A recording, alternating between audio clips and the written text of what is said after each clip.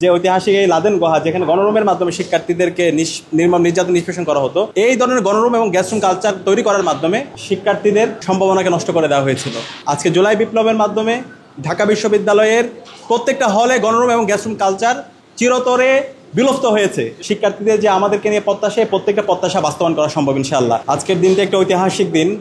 আপনারা যারা বিগত সময়ে দেখেছেন, এই রুমটা একটি গণরুম ছিল এবং ঐতিহাসিক গণরুম, লাদেন গুহা বলা হয়তো। কোনো সুস্থ মানুষ, সুস্থ অভিভাবক যদি এই রুমে ঢুকে, সে অসুস্থ হয়ে বের হবে। এই ধরনের কনজাস্টেড একটা রুমে 150 থেকে 200 স্টুডেন্ট থাকতো, একজনের গায়ের উপর আরেকজন। ঢাকা বিশ্ববিদ্যালয়ে সবচেয়ে মেধাবী শিক্ষার্থীরা আসে, বাংলাদেশের সবচেয়ে মেধাবী, তাদের মেধার স্বাক্ষর রেখে তারা এখানে আসে। তাদের আব্বা আম্মার অনেক স্বপ্ন থাকে, আত্মীয় স্বজন অনেক স্বপ্ন থাকে, একজন শিক্ষার্থী অনেক প্রত্যাশা নিয়ে এখানে আসে।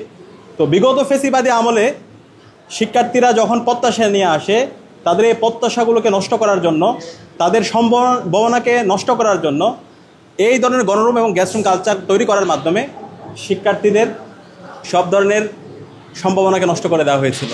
আজকে জুলাই বিপ্লবের মাধ্যমে ঢাকা বিশ্ববিদ্যালয়ের প্রত্যেকটা হলে গণরুম এবং গ্যাসরুম কালচার চিরতরে বিলুপ্ত হয়েছে এবং আজকে ঢাকা বিশ্ববিদ্যালয়ের মাস্টারদের সূর্যসেন হলের যে ঐতিহাসিক এই লাদেন গুহা, যেখানে গণরুমের মাধ্যমে শিক্ষার্থীদেরকে নির্মম নির্যাতন নিষ্পেষণ করা হতো।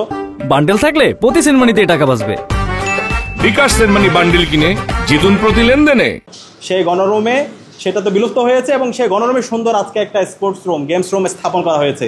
সেই জন্য আমি আন্তরিকভাবে ধন্যবাদ এবং মোবারকবাদ জ্ঞাপন করছি মাস্টারদের সূর্যসেন হল প্রশাসনকে। হলের সম্মানিত প্রভোস্ট স্যার, রফিক স্যার এখানে আছেন, রাত দিন এক করে কাজ করছেন। আমি ধন্যবাদ জানাচ্ছি হলের হাউস টিউটরদেরকে এবং আমি আন্তরিকভাবে ধন্যবাদ জানাচ্ছি হল সংসদকে। হল সংসদের বিপি, জিএস, এজিএস, ক্রিয়া সম্পাদক, অভ্যন্তরীণ, ইনডোর এবং আউটডোর পুরো টিম, এখানে প্রত্যেক একটা টিম হয়ে কাজ করতেছে। আমরা প্রতিনিয়ত আমরা কাজ দেখতে পাচ্ছি। তো আমরা ঢাকা বিশ্ববিদ্যালয় কেন্দ্রীয় ছাত্র সংসদের পক্ষ থেকে হল প্রশাসন এবং হল সংসদকে আন্তরিকভাবে ধন্যবাদ জ্ঞাপন করছি এবং আমাদের পরিকল্পনা আছে ঢাকা বিশ্ববিদ্যালয়ের প্রত্যেকটা হলেই আমরা এই ধরনের গেমস রুম স্থাপন করব এবং আমরা অনুরোধ করব, আজকের এই যে গেমস রুম এখানে করা হয়েছে, এখানে যতগুলো ইনস্ট্রুমেন্ট আছে, হল সংসদ অ্যালামনাইদেরকে এঙ্গেজ করে কিন্তু এটা ম্যানেজ করেছে। এটা কেন্দ্রীয় ছাত্র সংসদ এখানে এঙ্গেজ হতে হয় নাই। তো আমাদের প্রত্যেকটা হলে প্রচুর অ্যালামনাই আছে, তারা দেশের বাইরে প্রচুর রিসোর্স আছে। তো আমাদের কাজ হচ্ছে এখন এই রিসোর্সগুলোকে ব্রিজিং করা। তো এই ব্রিজিংগুলোই করতে পারলে আমাদের প্রত্যেকের যে স্বপ্ন, আমরা যে ইস্তেহারগুলো দিয়েছি, শিক্ষার্থীদের যে আমাদেরকে নিয়ে প্রত্যাশা, প্রত্যেকটা প্রত্যাশা বাস্তবায়ন করা সম্ভব ইনশাআল্লাহ। এবং এই যাত্রায় আমরা ঢাকা বিশ্ববিদ্যালয় কেন্দ্রীয় ছাত্র সংসদ সার্বিকভাবে আপনাদেরকে আমরা সহযোগিতা করতে প্রস্তুত আছি এবং আমরা কথা দিচ্ছি, আমরা যে কমিটমেন্টগুলো দিয়েছি আমরা প্রত্যেকটা কমিটমেন্ট বাস্তবায়ন করব। আমরা সবাই মিলে হল প্রশাসন এবং হল সংসদ, এরপর হচ্ছে কেন্দ্রীয় সংসদ, এখানে আমরা মানে হচ্ছে উই ভার্সেস আদার্স না, আমরা সবাই একটা টিম। বিশ্ববিদ্যালয় পড়াশোনা আমরা একটা টিম। তো বিগত সময়ে এই ব্রিজিংগুলো হয় নাই, আমাদের অ্যালামনাইগুলোকে আমরা এঙ্গেজ করতে পারি নাই। হল প্রশাসন, হল সংসদ অথবা হচ্ছে কেন্দ্রীয় সংসদের মধ্যে ব্রিজিং হয় না, টিম হয় নাই। আমরা এই 2025 সালের ডাকসুতে আমরা যারা নির্বাচিত হয়েছে, আমরা সেটা প্রমাণ করব। আমরা এমন একটা স্ট্যান্ডার্ডে নিয়ে যাব যে স্ট্যান্ডার্ডের মাধ্যমে পরবর্তীতে আর চাইলে আর পিছনে আসতে পারবে না। শিক্ষার্থীরা যে প্রত্যাশা নিয়ে ক্যাম্পাসে আছে, তার চাইতে বহুগুণ বেশি তারা এখানে আউটপুট পাবে, আরও ভালো এনভায়রনমেন্ট পাবে ইনশাআল্লাহ।